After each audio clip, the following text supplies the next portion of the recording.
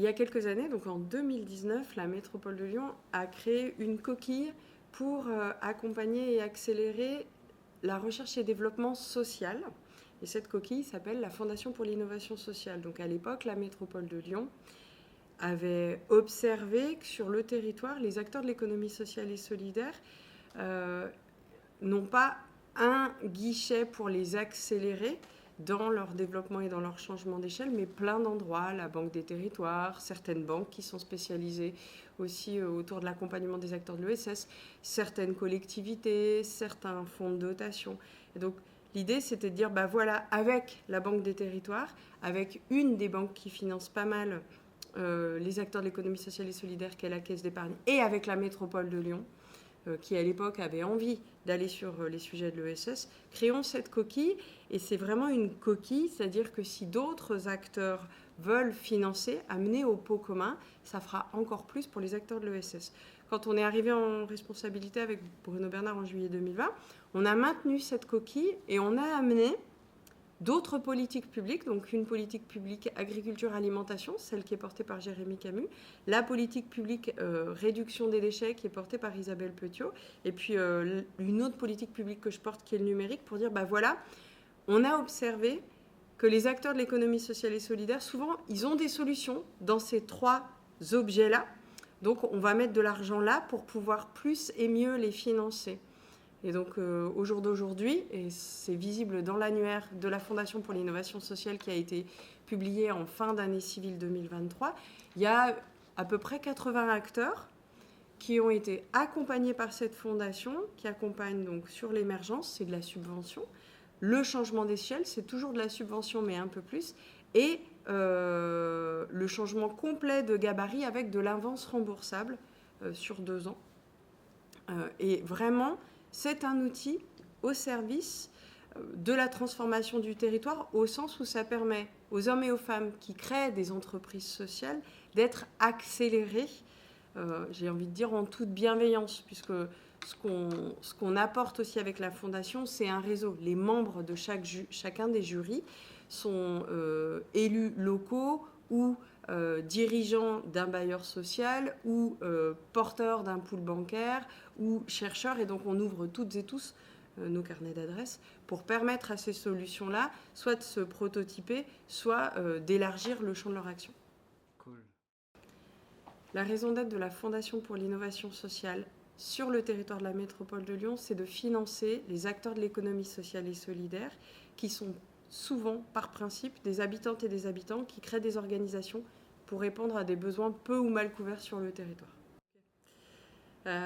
Sur le territoire de la métropole de Lyon, un peu plus de 10% des emplois sont des emplois dans l'économie sociale et solidaire. Donc on peut émettre l'hypothèse qu'il y a un peu plus de 20 000 organisations de l'économie sociale et solidaire. Attention, l'ESS, c'est très vaste, ça va des mutualités, des assurances, en passant par les grosses organisations sanitaires et sociales, jusqu'aux porteurs de solutions de l'économie circulaire ou de la lutte pour l'égalité et la justice sociale. La Fondation pour l'innovation sociale, elle va beaucoup chercher les petits et moyens acteurs pour les accompagner dans leur croissance. Ceci étant dit, tous les appels à projets sont ouverts, on fonctionne par appel à projet, donc n'importe quelle structure qui a des statuts ESS peut répondre. Depuis qu'on est en situation de responsabilité avec Bruno Bernard, j'ai des exemples d'entreprises ou d'organisations qui ont vraiment beaucoup d'impact sur le territoire et qui sont innovantes au sens où c'est la première fois qu'il y a ce type d'organisation. Il y a un centre de santé communautaire, par exemple à Bron, qui a été financé par la Fondation pour l'innovation sociale. Le principe, c'est d'avoir des professionnels de santé, des médecins, mais aussi des compléments aux médecins, c'est-à-dire des kinés, des ostéopathes, des diététiciens, des diététiciennes, et d'avoir de l'espace aussi pour permettre aux hommes et aux femmes qui spontanément ne vont pas consulter des professionnels de santé parce qu'ils ne savent pas qu'ils peuvent être accompagnés, y compris gratuitement par notre sécurité sociale, de pouvoir rencontrer d'autres professionnels pour finalement traiter la santé, leur bien-être globalement, plutôt que de traiter uniquement une pathologie. En particulier, on pense aux familles, aux mamans et aux papas qui viendraient avec leurs enfants et qui pourraient autant parler de la question des écrans que de ce qu'ils mettent dans leur assiette. Donc ce centre de santé communautaire, il est né de la volonté d'une jeune femme qui avait vu ça au Canada et qui s'en est fortement inspirée, mais c'est le premier qui est arrivé sur le territoire. Donc je pense à eux en particulier. Je pense à Caracol aussi dans le sujet de l'impact très social et solidaire. C'est une organisation qui est née sur la base du constat de vacances dans le parc immobilier, en particulier des hôtels qui sont mal positionnés ou des immeubles qui attendent d'être réhabilités et qui pourraient accueillir des hommes, des femmes, des familles, des jeunes, donc pour faire de l'habitat, du logement. Et Caracol fait cette activité-là d'identifier auprès de bailleurs publics ou privés. J'ai en tête un hôtel à Fontaine-sur-Saône, si je ne me trompe pas, pour que temporairement, cet hôtel est transformé pour recevoir des publics en situation de précarité qui ont besoin d'un logement et qui vont vivre une forme de colocation avec une forme d'accompagnement, mais très légère, sociale. L'idée étant de dire, voilà, on vous garantit un lieu de vie pluriel où vous pouvez vous faire à manger, dormir et rencontrer d'autres gens, mais la base, c'est d'avoir un toit. Et donc, c'est Caracol. Dernier exemple, j'ai en tête forcément toutes les organisations de l'économie sociale et solidaire qui ont été accompagnées dans leur grand changement d'échelle, en particulier Rebouteille, qui est une organisation qui se situe aux Ateliers Brillants, donc qui est le pool consigne de la métropole de Lyon. Et donc Rebouteille, sa raison d'être, c'est d'accompagner les acteurs des jus de fruits, des bières et du vin et autres spiritueux pour utiliser la consigne, donc proposer des bouteilles standardisées dans lesquelles le professionnel met du contenant. La bouteille est livrée dans des points de vente de nos quotidiens et est récupérée, lavée et remise en marché. La Fondation pour l'innovation sociale, elle accompagne les acteurs de l'économie sociale et solidaire qui répondent à des besoins peu ou mal couverts sur le territoire de la métropole de Lyon. Physiquement, c'est ce territoire-là. Et donc, tous les ans, voire 2 fois par an, cette fondation, elle émet un appel à projet, dit généraliste, sur ce qu'on appelle l'innovation sociale. L'innovation sociale, c'est comment je fais plus et mieux pour répondre aux besoins des habitantes et habitants sans moyens techniques particuliers. Ce n'est pas de l'innovation technologique, c'est de l'innovation sociale. Donc, c'est je m'organise autrement pour répondre aux besoins des habitantes et habitants qui, au jour d'aujourd'hui, ne sont pas couverts.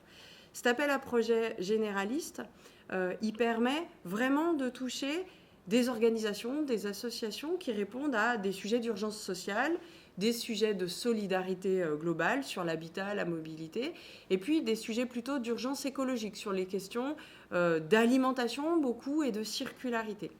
À partir de ce retour d'expérience, on s'est dit, tiens, on va mettre un petit peu plus d'argent sur les sujets agricoles et alimentaires, sur ces questions de la fourche à l'assiette.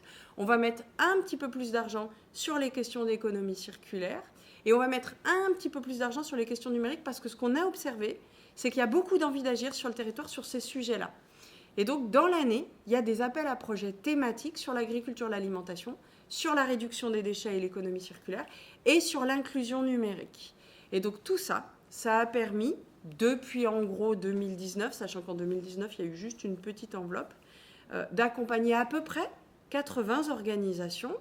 Donc, on peut émettre l'hypothèse qu'on a permis à quelque chose comme 200 personnes de tester, d'éprouver des modèles économiques ou d'éprouver des solutions auprès d'une diversité d'habitantes et d'habitants, des jeunes, des personnes en situation de précarité temporaire ou durable, des personnes vieillissantes, parce qu'on a pas mal de projets autour du vieillissement, mais aussi d'impacter des territoires voisins. Je pense en particulier à toutes les solutions autour de la lutte contre toutes les formes de gaspillage alimentaire et une juste rémunération des paysans et paysannes.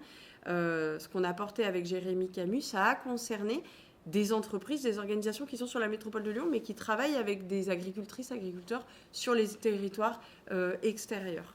Voilà, donc en termes d'impact, on touche le territoire, mais voilà, il faut se dire qu'il y a 200 personnes, 200 professionnels qui travaillent, donc forcément que ça ne répond pas aux besoins sociaux de 1 400 000 habitants. Et c'est en cela qu'on a besoin de porter plus et mieux à la connaissance des acteurs de l'économie sociale et solidaire que cette fondation pour l'innovation sociale existe. Et deuxième message, cette fondation, aux côtés d'autres accélérateurs de l'ESS, elle sera présente le 14 mai, le jour de la journée métropolitaine de l'économie sociale et solidaire. Et c'est à ce moment-là aussi qu'on pourra identifier les envies d'agir des acteurs de l'ESS qui sont vraiment des porteurs de solutions pour nous. Alors, la Fondation pour l'innovation sociale, comme c'est une coquille collective, il y a eu un apport en financement de la métropole de Lyon. De mémoire, je dirais 1,5 million. En tout cas, qu'on a recapitalisé nous en arrivant. Et puis, il y a eu un apport de la Caisse d'épargne Rhône-Alpes et un apport de la Banque des Territoires. Et donc, on se retrouve en gros avec une coquille entre 2 et... On va partir du capital de la métropole. Ce qui est important et intéressant, en fait, c'est pas tant ce qu'il y a là que les besoins en financement des organisations qui viennent. Et donc, quand on est accompagné sur de l'émergence, souvent, c'est un ticket, c'est une aide en subvention de fonctionnement, ce qui est très rare, de 5 000 à 10 000 euros. Quand on dépose un projet sur du développement, c'est-à-dire qu'on a déjà testé sa solution et en gros, on a besoin de financer le développement du projet, donc un petit peu de réflexion, de recherche, mais aussi peut-être un lieu, mais peut-être du lien avec d'autres. Là, on est sur des tickets de 5 à 15 000 euros. Et quand on demande de l'avance remboursable, donc on est vraiment en changement d'échelle, c'est 50 000 à 100 000 euros. Voilà. C'est ça, je pense, qui est plus important à avoir en tête, c'est le gabarit de soutien, plus que ce qu'il y a dans la coquille, parce que nous, on remet au pot dès qu'il y a besoin. Oui, oui. Alors, dans cette coquille, il y a 2 autres financeurs, la Banque des Territoires, ex-Caisse des dépôts. Donc, l'objet de cet outil d'État, finalement, c'est d'accompagner les territoires dans leur transformation, pour faire très large. Donc, ça fait complètement sens qu'ils mettent un peu de fonds publics national pour accompagner les acteurs de l'ESS. Pour ce qui est de la Caisse d'épargne Rhône-Alpes, c'est une banque qui traditionnellement a toujours accompagné les acteurs de l'ESS, et quand la métropole a cherché un acteur bancaire qui avait envie de mettre des fonds dans cette coquille, ils ont dit oui. Et par ailleurs, ils organisent souvent des temps de dialogue entre différents gabarits d'acteurs de l'ESS parce qu'ils ont une agence qui est dédiée à l'ESS. En tant qu'élue locale et en tant que présidente de cette fondation, ça me permet au moins 3 choses. La première chose, c'est de lire de vrais projets qui ne sont pas que des envies d'agir. C'est-à-dire que ce n'est pas un échange oral, ce sont des hommes et des femmes et des organisations qui couchent sur le papier leur capacité de faire et leur envie de faire et leur besoin aussi de faire. Donc ça me montre un peu la maturité des acteurs du territoire, et ça c'est très important quand on est élu local, d'avoir ce retour-là. La deuxième chose que ça m'apporte, c'est dans la diversité des capacités de faire. C'est-à-dire que intuitivement, j'avais bien ressenti qu'autour de l'économie circulaire, il y avait beaucoup de choses.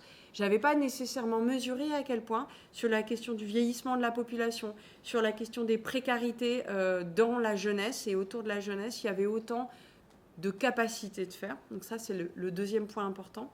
Le troisième point, c'est ça me permet aussi de jauger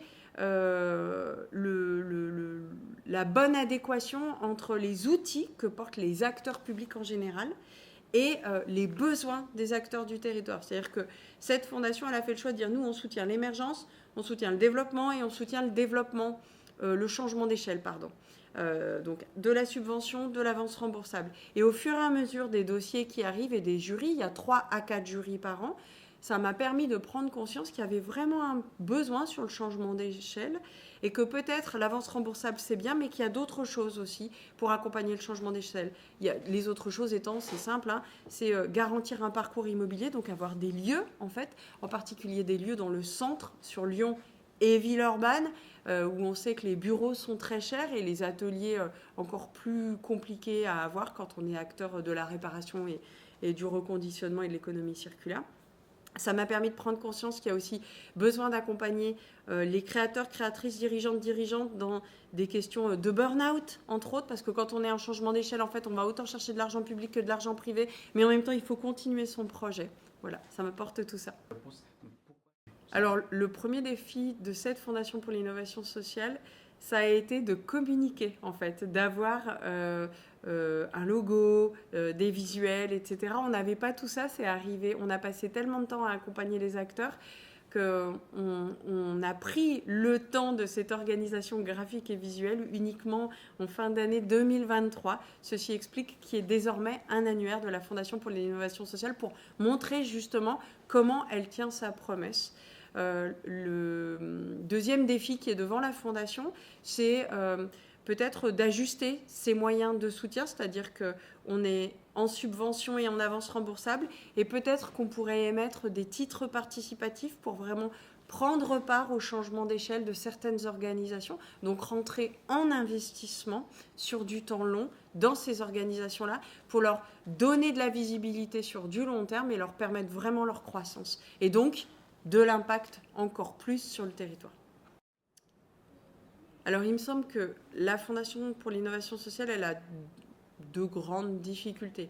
Une première qui est plutôt liée à ma posture de vice-présidente à la métropole de Lyon, qui est que ce creuset soit vraiment identifié du plus grand nombre. J'ai toujours cette crainte qu'on reste dans une forme d'entre-soi, puisqu'on publie sur LinkedIn, hein, pour être clair. Et donc, tout le monde n'est pas connecté au bon moment ou n'est pas mature au bon moment pour répondre aux appels à projets. Donc, élargir en fait la diffusion de l'existence de cette fondation et du coup vous y participez avec cette interview. Voilà, de vraiment aller chercher Fondation pour l'innovation sociale Métropole de Lyon pour avoir les informations à temps pour pouvoir déposer son projet. La deuxième chose, c'est notre raison d'être, c'est vraiment d'accélérer et de soutenir l'impact des organisations de l'économie sociale et solidaire sur le territoire. Et donc on a deux outils, la subvention et l'avance remboursable. On pourrait avoir un troisième outil que seraient les titres participatifs. Il existe peut-être d'autres outils qu'on ne mobilise pas. Et donc c'est ce qui est devant nous, c'est ce qu'on rencontre comme difficulté, c'est d'ajuster vraiment nos modes d'accompagnement des acteurs de l'économie sociale et solidaire qui viennent chercher cette fondation.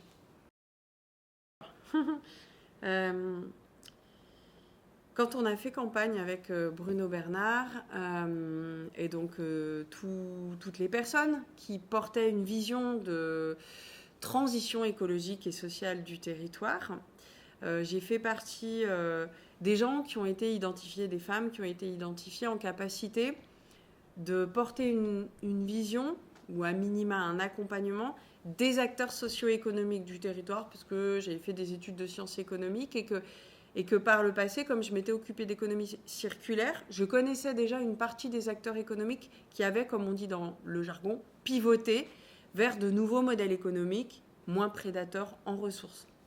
Quand on est arrivé en situation de responsabilité en juillet 2020, Bruno Bernard a constitué une équipe en répartissant les périmètres de travail, donc quelqu'un pour le sujet énergie-climat, quelqu'un pour le sujet déchets, réduction des déchets, quelqu'un pour le sujet du social, etc. Et il fallait quelqu'une pour le sujet de l'économie, mais aussi les achats publics et le numérique, et ça a été moi. Sur la base de mon expérience, mais aussi de mon envie de passer ce message à la diversité des acteurs socio-économiques qu'on souhaite transformer le territoire avec eux. C'est un message très fort, c'est-à-dire que souvent on imagine que les écologistes, on va faire venir des gens de l'extérieur et on va changer comme ça.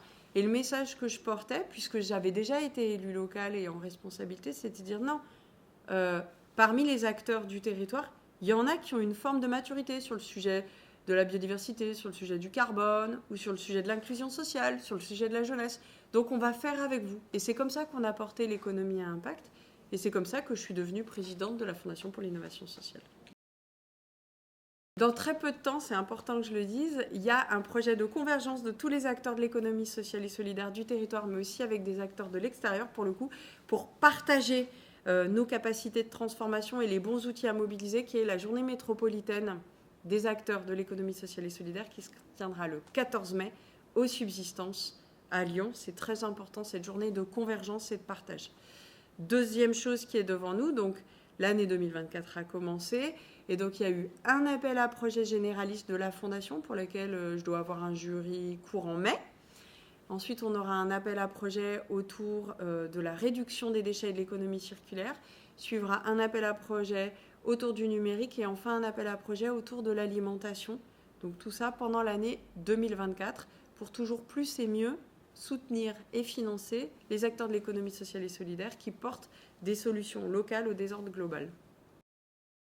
En fait, non, c'est plutôt un petit rapport d'étonnement. Je dis souvent aux équipes et aux autres financeurs et membres du jury que souvent, les projets qui viennent à nous, je connais la plupart des organisations. Si je ne les connais pas personnellement, j'ai déjà vu leur poste, leur activité, je les ai croisés sur le terrain. Et donc, à chaque fois, je dis, bah voilà, moi, ce que j'aimerais, c'est découvrir, en fait, des solutions.